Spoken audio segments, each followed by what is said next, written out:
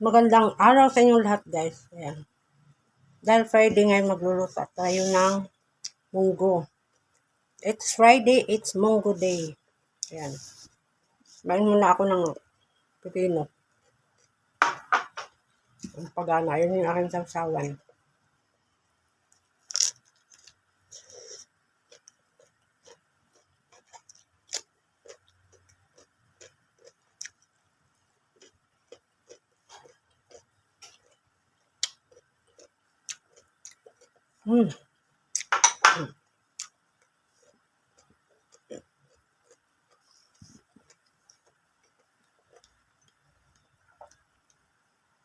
Ayan, let's go. Luto na tayo.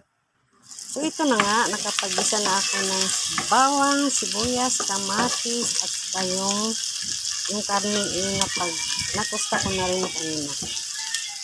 At syempre, nakapagpalambot na rin ako ng munggo. Ayan, pisat-pisatin lang natin, guys. Para talaga siyang madurog. At ilalagay na natin sa ating tawali. At syempre, igigasa natin yan para mas masarap.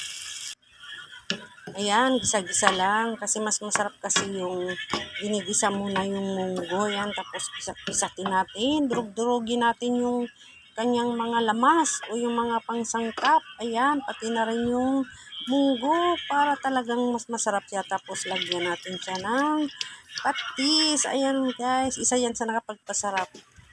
Bali, hali-haluin lang natin para manuot-suot talaga yung kanyang lasa. At siyempre, lagyan na natin ng tubig. Ayan, tapos takpan. At siyempre, habang hinihintay natin kumulo yung ating tubig, yung ating munggo, ay magbe-prepare naman tayo sa ating ampalaya. Yan, atin lang kuskusin ng mabuti para mawala yung kanyang pait. Yan.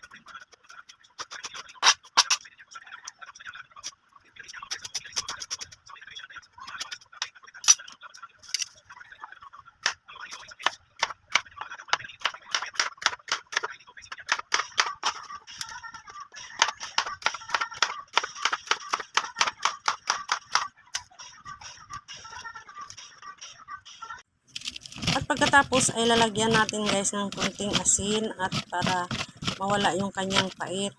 Yan o. Tapos hugasan natin.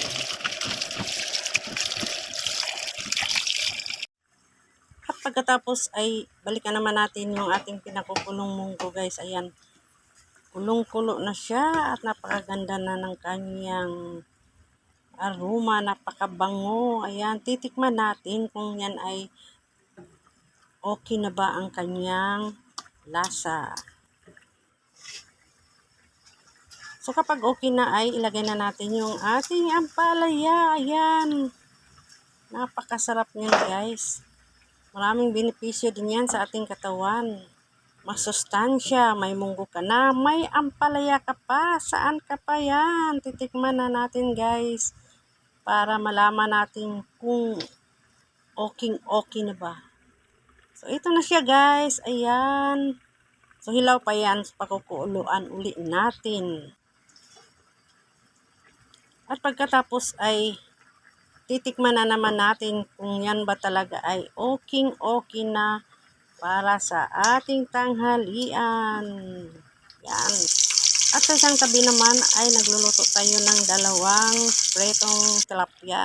At ayan na guys, luto na ang ating munggo na may ampalaya. Guys, habang nagluluto tayo ng ating piniritong isda, ay tikman natin yung ating munggo with ampalaya. Ayan na siya, oh, ayan. Lalagay natin sa ating kanin. Yan. Yan. Tikman natin. Sarap. Mainit.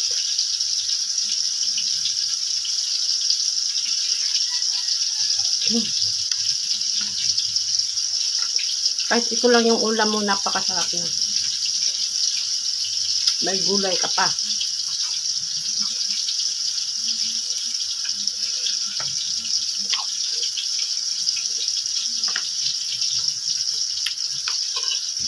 Ang init.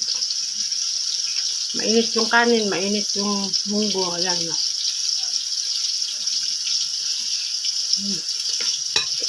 So So yan lang guys. Thank you for watching.